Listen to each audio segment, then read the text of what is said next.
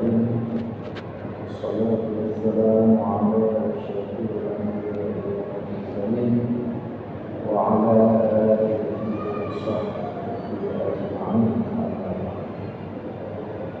Alhamdulillah, segala puji bagi Allah, Tuhan seluruh sekalian alam, Tuhan yang menciptakan kita semua sekalian, Tuhan yang menciptakan jin manusia, Tuhan dan segala hewan.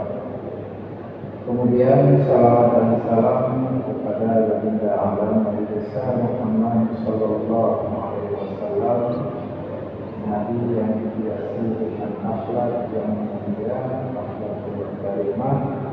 Bahkan Allah memujinya di dalam Al-Quran, innaka la'ala khuluqin.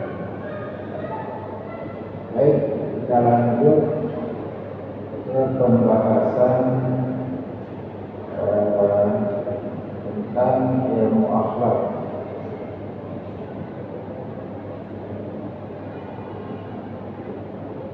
Jadi pada malam ini saya akan menjelaskan beberapa hal kehidupan ulama daripada para sahabat, bagaimana sikap akhlak Nabi dalam keseharian. Jelaskan di sini, wa kana sallallahu alaihi wasallam as-samnas. Jadi Nabi Muhammad sallallahu alaihi wasallam itu bersifat dengan akhlak atau hadis, lemah lembut, ataupun bahasa lainnya Nabi itu tidak lekas marah. Mana orang ini? Jadi mungkin berbeda dengan kita, dikit-dikit marah. Ada orang lain yang melakukan sesuatu kepada kita, baik sengaja maupun tanpa sengaja, kita langsung marah tanpa ada klarifikasi dan lain-lain. Sedangkan Nabi akhlaman, Nabi itu tidak mudah marah, tidak cepat marah. Itu salah satu sikap Nabi dalam keseharian. Kemudian wasya'an nas, Nabi itu manusia yang paling berani. Nabi tidak takut apa-apa. Nabi cuma takut kepada Tuhannya, kepada Allah Azza wa Jalla. Jadi berani itu salah satu sifat yang mulia, sifat yang terpuji. Arti berani di sini ataupun maksud yang dimaksudkan dengan berani di sini yaitu berani karena Allah, bukan berani karena selain Allah. Jadi kalau Nabi itu ada hal-hal yang diperintahkan oleh Allah, Nabi siap melaksanakannya meskipun jutaan musuh itu akan menyerangnya. Karena setiap perintah Tuhan, apalagi orang pada masa itu mengakui Allah, mereka itu kebanyakan belum beriman. Jadi bagi mereka menerima hal baru itu sangat sulit. Padahal baru mereka itu akan merasa terheran-heran jika berbeda dengan ajaran daripada nenek moyang mereka, daripada orang tua kakek-kakek mereka. Mereka itu akan melawan dan membantah.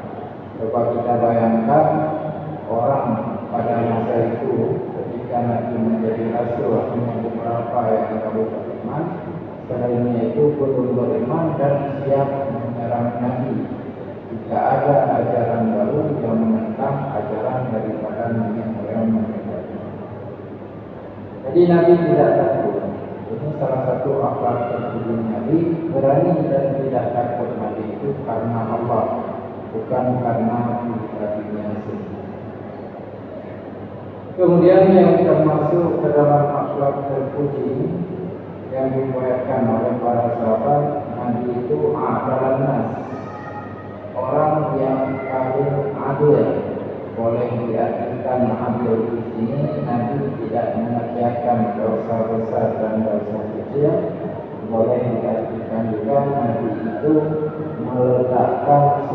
sesuatu pada tempatnya, melakukan sesuatu pada yang seharusnya. Nah, itu maksud ataupun makna daripada. Kemudian Nabi Muhammad SAW mempunyai sifat afwan nas, orang yang paling suka memaafkan. Itu sudah kita bahas kemarin. Nanti itu kalau ada hal-hal yang sifatnya kepada pribadi beliau itu tidak pernah marah dan suka memaafkan. Yang Nabi marah kepada hal-hal yang sifatnya itu karena Allah, bukan karena kita. Kemudian tamassa ya mukrufat ya dan wa'din bayang dukul pahala au ismatin kahiyatan au takuna zahra muharramin. Kemudian termasuk akhlak mulia daripada Nabi Muhammad SAW yang diceritakan oleh sahabat kemudian dikutip oleh para ulama, Nabi itu tidak pernah menyentuh tangan daripada selain budak yang dimiliki. Jadi budak itu mungkin sudah pernah kita jelaskan. Yang dimaksudkan dengan budak di sini adalah budak hasil daripada kawanan peperangan. Ketika Islam melawan kafir kalah, mereka itu semua ditawan. Sebagian yang berasa aman tanpa ada ancaman, mereka itu dibebaskan, dijadikan budak. Nah, itu budak. Nabi mempunyai budak. Selain daripada budak yang bukan Nabi tidak pernah menyentuh tangan mereka. Artinya Nabi tidak pernah menyentuh kulit mereka. Punya budak cuma kalau budak orang lain tidak boleh disentuh. Begitu juga perempuan-perempuan yang tidak ada ikatan pernikahan dengan Nabi atau rumah. Adanya lawannya saya mengumpul dalam masyarakat. Apakah itu tidak benar ataupun tidak benar, ada mahram ataupun bukan mahram, saya mengumpul turun jauh lagi. Nah, kalau Nabi tidak begitu, kalau Nabi tidak menyentuh perempuan-perempuan yang tidak ada ikatan nikah dengan itu. Antar rumah, kemudian dilapis. Kalau sekarang mungkin kalau kita laki-laki sulit pakai laki, namanya jadilah mana? Kacau jadilah, kapal jero, kalau jero, kamu harusnya memberikan yang mana mahram ataupun ikatan nikah dengan bedanya. Tapi kalau nggak ada tidak, maka sulit. Bukan alternatif lain yang kita harapkan kepada perempuan-perempuan itu memakai jilbab yang lebih panjang, menggunakan jilbabnya untuk bersalaman dengan orang lain. Pernah sekali saya larang perempuan untuk bersalaman dengan laki-laki. Jadi mereka itu salah paham. Mereka pikir secara mutlak, secara umum tidak boleh bersalaman dengan laki-laki. Yang saya maksud, jangan bersalaman kalau tidak menggunakan pembatas aktif, tidak memakai sesuatu yang menghalangi tersentuhnya kulit seorang perempuan dengan laki-laki, ataupun menjilbab dengan hijab, dengan sapu tangan boleh, sarung tangan boleh, dengan koran. Jadi apa saja. Jadi Nabi tidak pernah menyentuh tangan yang bukan budaknya, yang bukan istrinya, dan yang bukan orang. Kemudian termasuk akhlak terpuji Nabi yang diceritakan oleh sahabat, dijelaskan oleh ulama, dan kemudian patut kita jadikan pedoman dalam kehidupan sehari-hari. Wakana as-sannas, Nabi itu seorang yang sangat pemurah. la yajud indahu dinar wala dirham. Tidak pernah ada dinar dan dirham ataupun uang itu tersimpan dalam berangkasnya. Ini berbeda sekali dengan kita. Mungkin kita tidak simpan uang di lemari, zaman sudah canggih, kita bisa simpan uang sekarang di bank secara internet, di dalam banking, terserah aplikasi apapun nama itu, baik dari Warteg atau tempat lain. Nabi dulunya itu karena ashanas, dia sangat pemurah, sampai-sampai tidak pernah tersisa pada Nabi sedikit pun. Kemudian dijelaskan di sini wa in fadala syai'un wa lam yajid ma yu'tihi wa fajahu lailan lam ya'ud ila manzilihi hatta yatabarra anhu ila man yahtaju ilaihi. Jadi Nabi itu kalau sampai ada kelebihan uang, dinar, dirham itu kalau kita sekarang uang kertas, kalau dulu masih dianggap emas, perak yang disetujui oleh raja atau pemimpin masa itu yang sudah ditempel diresmikan dengan bentuk tertentu menjadi mata uang pada saat itu. Ataupun yang sering kita dengar dengan istilah dinar, kalau dinar untuk emas, dirham untuk perak. Jadi Nabi menyampaikan dinar dan dirham itu sedikit, walaupun sedikit apapun, kalau sudah malam dia tidak mendapatkan orang yang bisa disalurkan, sedekahkan uang tersebut, maka Nabi ambil rumah. Nabi tidak pulang ke rumah, tidak akan tidur kecuali mengambil dirham dan dinar tadi, disedekahkan dan diserahkan kepada siapapun yang membutuhkan. Wala ya'khudhu mimma atahullahu illa qata'ani faqat. Nabi itu cuma mengambil kebutuhan genap setahunnya saja. Kebutuhan setahunnya saja, stok setahun. Yang stok itu ubah dari Nabi, kalau ada yang lebih seperti cerita tadi akan diusahakan diberikan kepada orang yang lebih membutuhkan, kepada orang lain.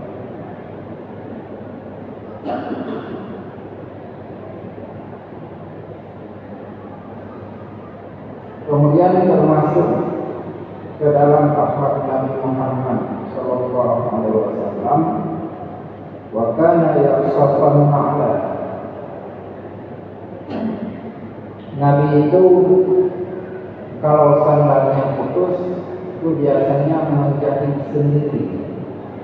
Jadi di sini mau dijelaskan bahwa Nabi itu kehidupannya sederhana seperti kita, dan Nabi itu tidak manja dalam artian waktu berprofilah penunjuk bakor, tapi wakana yang suatu makna. Nabi itu sering kalau sandalnya putus yang menjadi sedih. Wayar ma'asawban, begitu juga ketika bajunya robek, awatnya bajunya dibuka, yang dijawab berubah. Tidak pernah Nabi mengambil bajunya itu menyerahkan kepada orang lain untuk dijahit. Tidak pernah Nabi itu ketika baju-baju kering dia, kering ibu, kering dia, kering ibu, itu diserahkan kepada istrinya untuk dijahit. Tapi keseringan Nabi itu melakukannya sendiri. Wa yaqdamu fi mihnati ahlihi, termasuk ke dalam sikap Nabi Muhammad sallallahu alaihi wasallam, Nabi itu berkhidmat pada profesi daripada keluarganya sendiri. Untuk ulun rumah puput, beraminan, Nabi beraminan. Profesi orang di rumah itu apa? Keluarganya di rumah itu apa? Mencuci baju, Nabi mencuci baju. wa yaqta'al lahma ma'ahunna.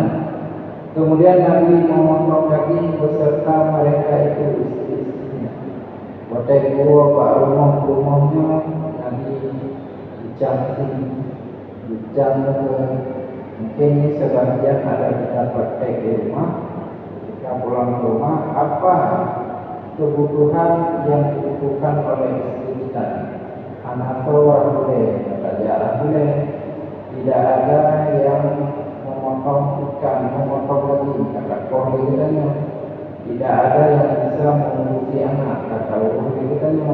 Jadi profesi-profesi itu juga dilakukan oleh Nabi.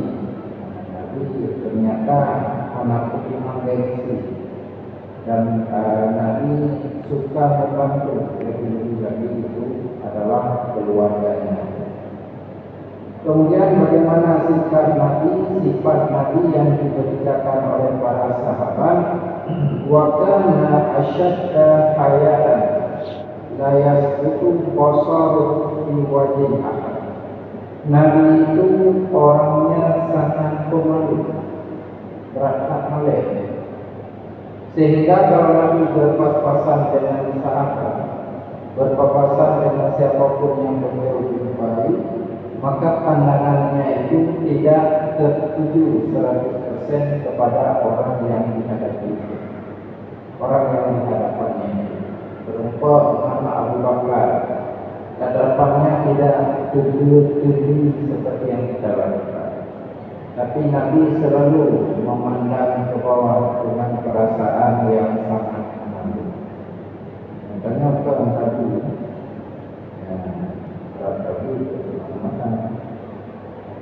wa yujibu da'watal abdi wal huri. Kemudian sifat Nabi yang sering Nabi lakukan juga, yaitu memenuhi undangan hamba dan orang merdeka. Jadi Nabi tidak memandang status daripada orang yang mengundangnya. Nyona ulun merdeka, statusnya tinggi, Nabi datang. Jika ada budak yang mengundang Nabi, Nabi juga hadir. Nah, mesti merpati juga, mesti mana siapapun itu, siapa yang mengundang Nabi, apakah statusnya muda atau bukan, Nabi insya Allah akan hadir kalau tidak ada kawan. Nyatanya mana? Kalau mana ada begitu, mana dia? Apapun terkadang kayak itu mungkin Tuhan adanya. Kalau kita masih memandang profesi, status, jabatan, kekayaan, harta, jasa, macam itu kita pandang. Kalau ada ikatan manfaat dengan kita datang. Kalau tidak ada ikatan dan manfaat dengan kita, tapi ada orang lain ketika membuat undangan sangat berharap kita itu. Misalkan di pesta itu, memang hukum membuat pesta sunnah, mengundang sunnah, tapi menghadiri pesta itu hukumnya wajib. Jabah walimah. Wa yaqbulul hadiah. Nabi itu menerima hadiah apa saja.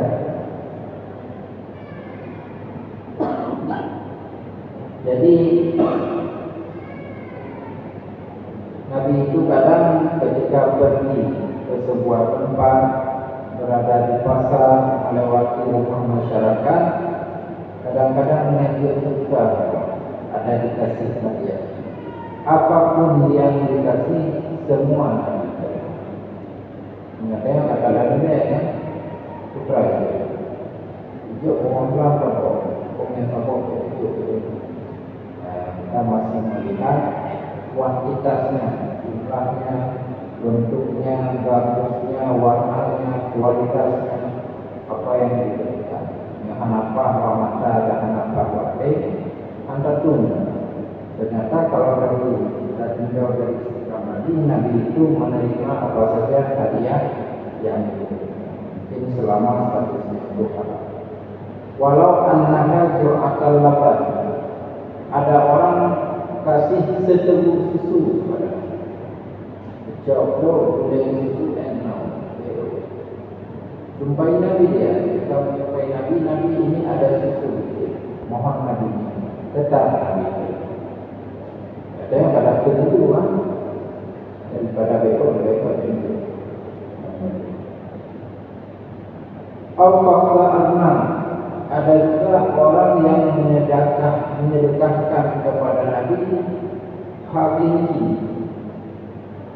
Kita beda, mungkin sebesar jempol kita apa ini. Coba kita bayangkan, kita itu disedekahkan sama tetangga atau sama kawan, kerabat dekat, saudara, hijau, wah di mana atau di air. Nanti saya bagi-belah dua. Ada yang mungkin Umar penghinaan, Umar pekan beo hijau daripada beo kebaikan hijau. Tapi Nabi tidak. Apapun yang disedekahkan ke Nabi, walaupun sedikit, Nabi tetap menerima. Yang lebih hebat itu apa? Wa yukafiru 'alaiha. Nabi itu ternyata tidak menerima saja, tapi ada balas-balasan yang kaji tradisi. Mengaulu pegawai yang daripada mereka dan rumah sampai dan di rumah sampai mereka pulang dan masuk. Itu tradisi dulu. Dibawa dalam kereng borong 5 ke rumah tetangga. Besok atau lusa tetangganya akan membalasnya. Ucap ini rumah yang itu sampai rumah, basah ke 2 krek, tak dia pulang. Saya pernah dulu masih hidup nenek saya. Ketika ada tetangga yang bersedekah untuk wakil uang, saya tawarkan, pulang saya mau ke rumah tetangga, nek, Nabi kayaknya, Nabi toknya 20 menit. Tuhan jitanya. Jangan dulu. Baiklah yang dosa. Baiklah waktu itu ada ini kadang ada simpanau yang baru tak terlambat. Ternyata itu adalah syariat yang sudah menjadi tradisi yang sumbernya daripada Nabi Muhammad SAW. Jadi Nabi itu kalau memberi hadiah oleh orang lain, Nabi itu membalasnya. Itu sebabnya sabuk aqua. Memang dia boleh pun dia ada tradisi balas membalas. Ternyata orang dulu sebelum kita itu mungkin sekarang masih ada sebagian masih melestarikan tradisi yang ternyata itu dasarnya adalah syariat Islam. Wayah puluhan dan Nabi memakannya. Jadi walaupun kadang roti dikasih walaupun tidak terlalu enak, susu yang tadi meskipun seteguk, paha kelinci meskipun kecil, Nabi tetap memakannya. Ya, tak dapat kan kada sedekah juga. Ataupun bagaimana benci sakit hati, nah latih lalu berdiri daripada hidup juga jadi. Padahal daripada tidak ada lebih baik ada walaupun. Wala yastakbiru an ijabatil ammah wal miskin. Nabi itu tidak sombong dan selalu memenuhi undangan daripada budak dan orang miskin. Kaya miskin tidak ada bedanya dengan Nabi. Kalau kita lihat dulu seorang yang tumbuh yang pasti kauli untuk mulut. Seorang tumbuh yang pasti kauli untuk sore. Seorang tumbuh yang pasti di mana air. Seorang apa itu ilmunya. Seorang apa itu kami. Karena kalau-kalau menyumpah dulu udah kami itu. Yang mengejar. Jadi itu adalah praktek yang salah. Ya, kita terlalu membedakan fakir dan miskin. Kita lupa memenuhi undangan itu adalah wajib.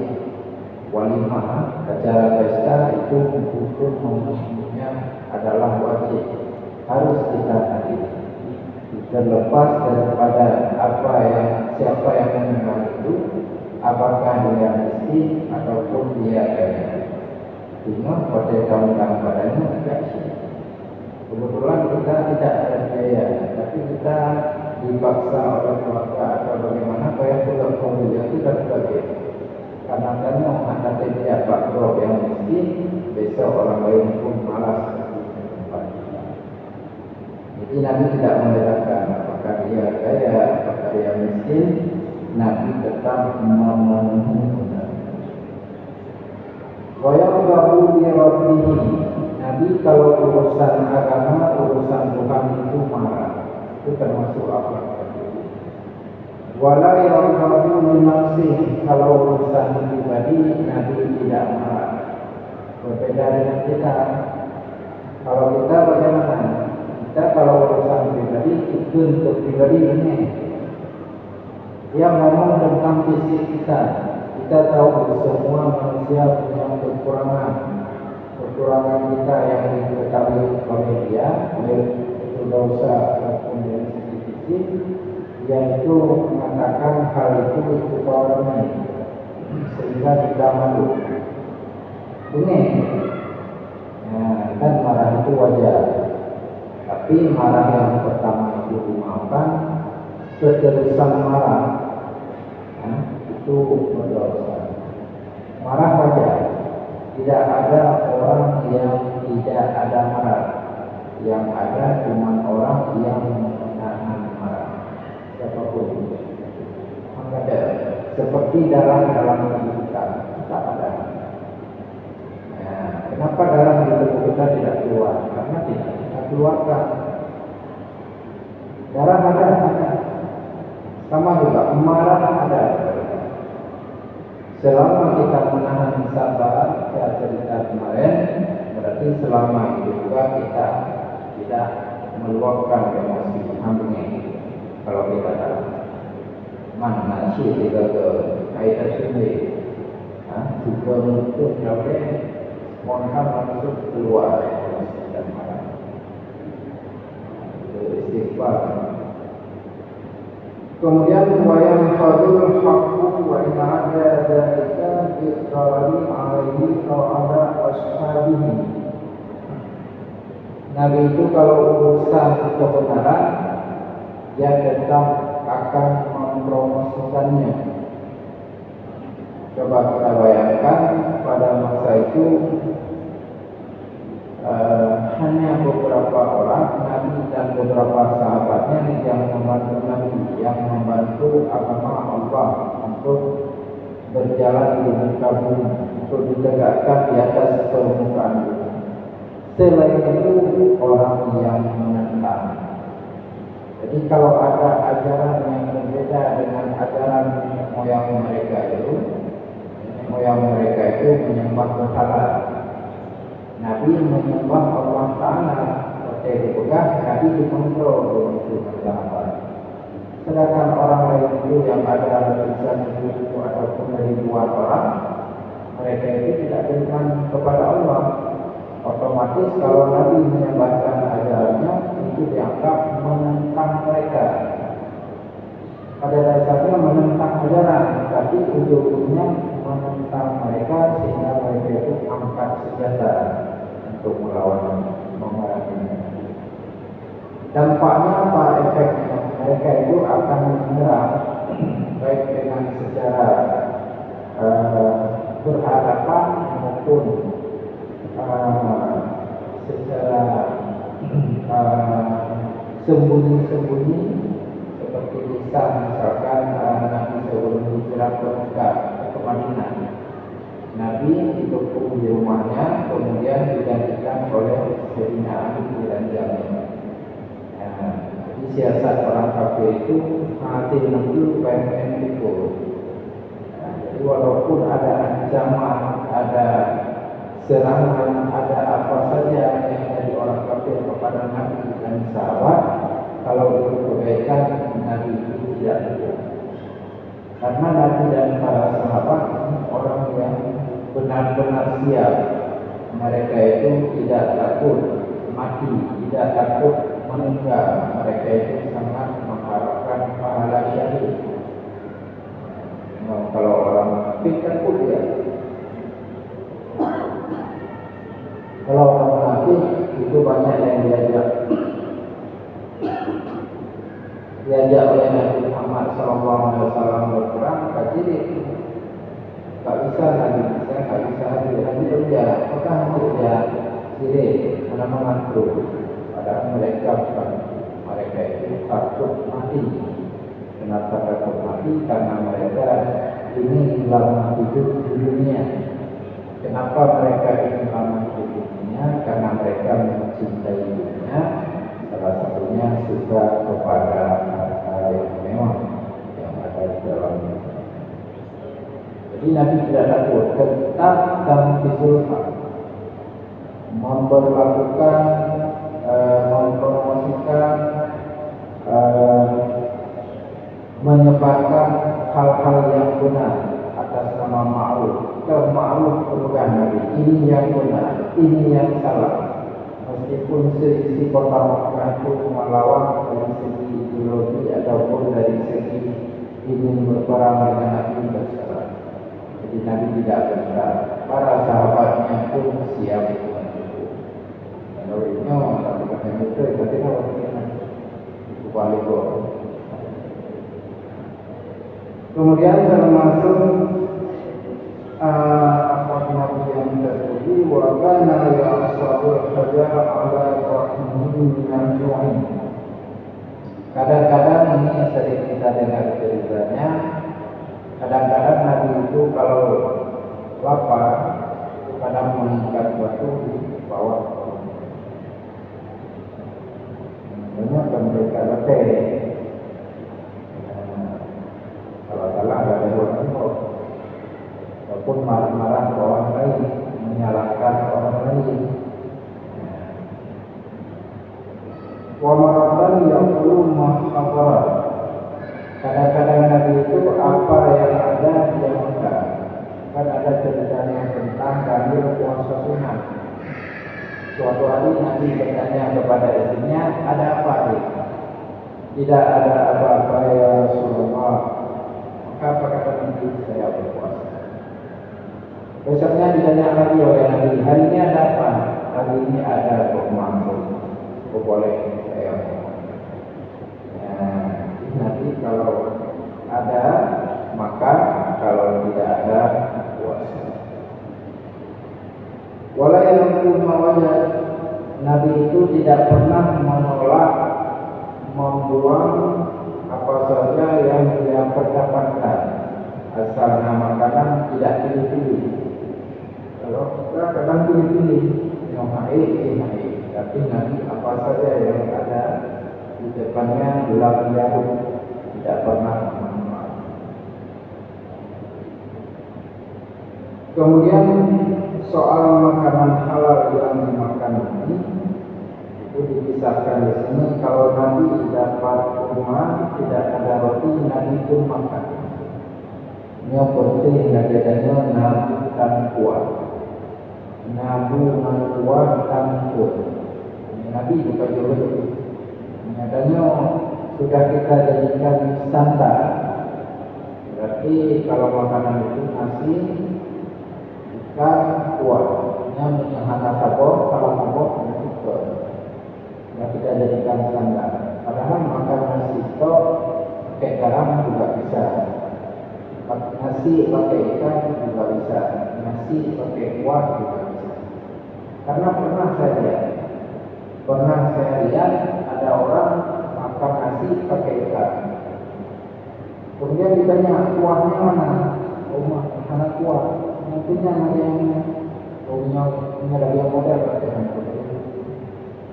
Maka juga standar anak beribu dia boleh juga puasa, juga buka, buka buka Cuma beda di kedai ada uang. Jadi kadang-kadang menetapkan standar seperti itu kadang-kadang salah. Kalau kita lihat sekarang ini, uyangnya begitu. Unaruti anak rumah di tiara ucap rumah luarnya ucap rumah kayak itu kepada kabel kultur desa ini. Jadi naruti anak rumah di naruti bedanya nabu anak ber nabu mangker anak tua tepat standar.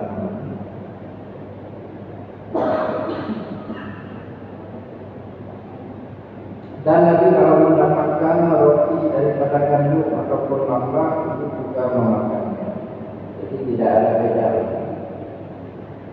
Ada bedanya berarti itu kedudukan itu yang ngantuk atau lupa itu namanya. Ada yang ambil harus nasi, tidak boleh luka nanti. Kemudian wajada halwa atau asal akal. Nabi kalau mendapati makanan manis ataupun madu Nabi makan. Kemudian wajada syawak akal. Wajada laban bernakutin kita. Sekali-kali Nabi mendapati susu ada, roti kuihnya tidak ada. Nah, jadi yang ada cuma susu sebotol, boleh juga. Tepat.